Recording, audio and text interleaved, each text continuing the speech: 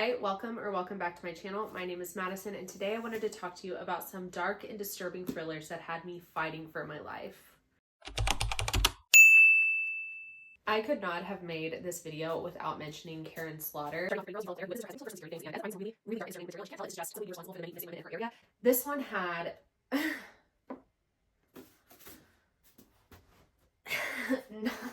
not me talking about the book, having it backwards. That's embarrassing. Anyway, Pretty Girls by Karen Slaughter. Now I'm stressed. It follows a woman named Claire who witnesses her husband's brutal murder. He's stabbed to death in an alleyway, and this all happens in front of her face.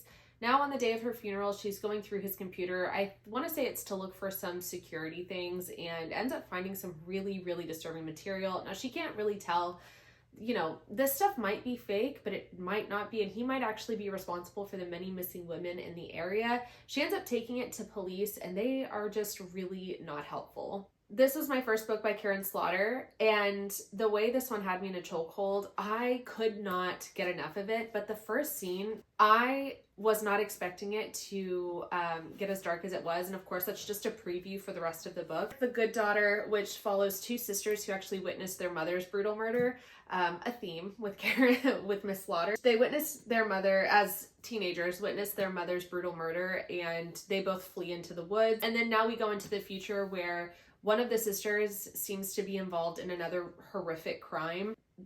This has tons of trigger warnings. All of her books have tons of trigger warnings. And then I also wanted to talk about Blindsided, which is a book I just recently finished. I think it's her darkest. It's book one in a series. And it was so disturbing. I almost had to tap out, which is saying a lot because I don't often need to do that. Karen Slaughter, I'm telling you what, she does not hold back. And all of her books are very disturbing, which is why I have to space them out. Like I can't binge read her books. Moving on to another repeat offender, and that is S.A. Cosby. I want to start off talking about Razorblade Tears, which is, again, the first book I read from him. We follow two ex-convicts where their sons are actually in a relationship and have been brutally murdered. Now the two, who could not be any different, are teaming up together to seek out revenge against those who killed their sons. Buddy Lee and Ike are two of my favorite characters. I feel like they felt so real and there was so much depth to them. Very action-packed, very thrilling, very edge of your seat, but really, really brutal, and also has really great messaging when it comes to racism, religion, class, especially this one as well, All the Sinners Bleed. This one has a lot of talks about religion.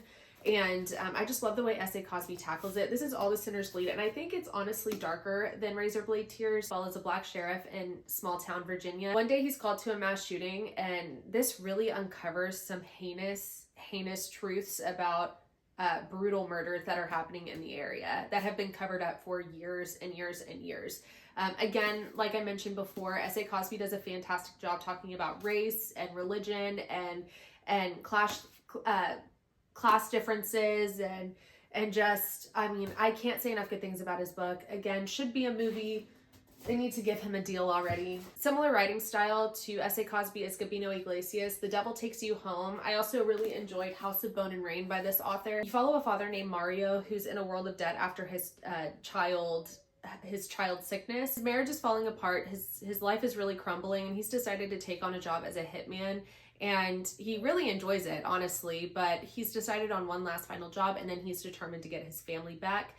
The only problem is this job is very dangerous, and it's actually taking on the cartel, and he's decided he's going to hijack a cartel cash shipment. Of course, incredibly dangerous. There's also a supernatural element to this book and The House of Bone and Rain. I really enjoy how he weaves in supernatural elements as well. A book that rocked my world this year.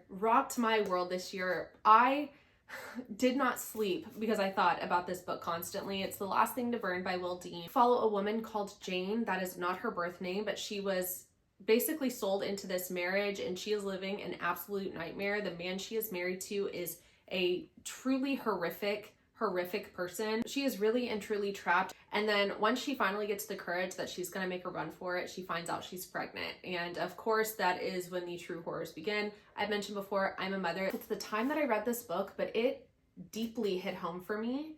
And there is a few scenes, but one in particular that I'm thinking about that made me want to throw up, and that doesn't happen very often. It's not the gore and the guts, because it really doesn't have much of that, but it's just like the stress this book gave me.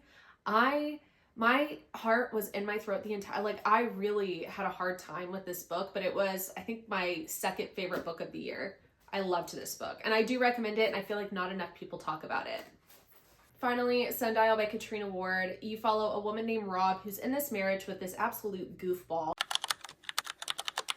She has 2 daughters. Now, she's really concerned about her oldest daughter, Callie, who seems to be really portraying some disturbing behavior. She actually grew up on a compound called Sundial, where they did sort of animal testing, dog training, and she decides to take Callie there in order to sort of right whatever's going on.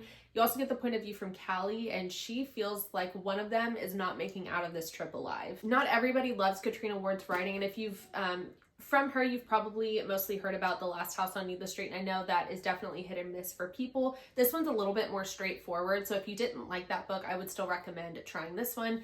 Her writing seems to just be completely different for each book, and I really love that about her writing, because I feel like you just never know what you're gonna get.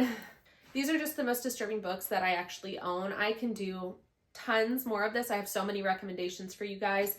Please like and follow for more, and thank you so much for watching.